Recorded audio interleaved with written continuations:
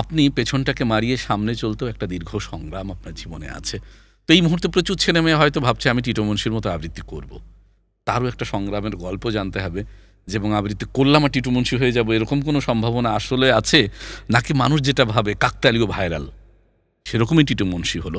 আমরা গল্পটা পুরোটা আজকে একেবারে আড্ডার ছলে জানতে চাই। আপনার ছোট্টবেলা থেকে আসতে চাই। আপনার জন্ম বেড়ে ওঠা কোথায়? এটাই, এদিকে তো অতীতের দিকে তাকাতে চাই না আসলে, কারণ এখনো যেটা বললেন সামনে চলো, সময় এখনো সামনে অনেক রয়ে গেছে, যার জন্য পিছনে আর ফিরতে চাই না। ফিরলেও অনেক দূর, এত দূরে হাতড়াতে পাবো কিনা কোনো ঠিকানা আমি জানি না।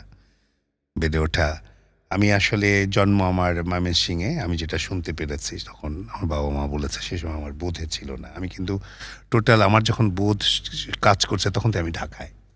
আচ্ছা, আমি ঢাকার ছেলে বলতে ভালোবাসি। আমি ঢাকায়, পুরান ঢাকায় বড় হয়েছি।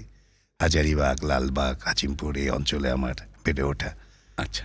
এবং মানে আমার আমার গোটাটা আমার হৃদয় জুড়ে আমি সবকে ঢাকাতেই ছিলাম। যদিও সারা দেশের মানুষকে আমি মনে করি যে তারা প্রত্যেকটা জায়গায় আমার জায়গা।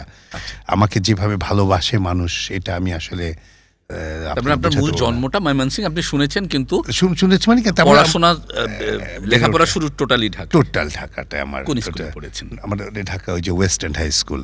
আচ্ছা, West End High School. College বিশ্ববিদ্যালয় কলেজ পড়েছি আমি ইয়েতে আদুঞ্জি ক্যান্টনমেন্ট কলেজে পড়েছি। আর হচ্ছে যদিও বিক্ষিপ্ত থাকে আমাদের জীবনটা, তো আমার জীবনটা খুব এলোমেলো গিয়েছে। সময় 90-এর গণ অভ্যুত্থান,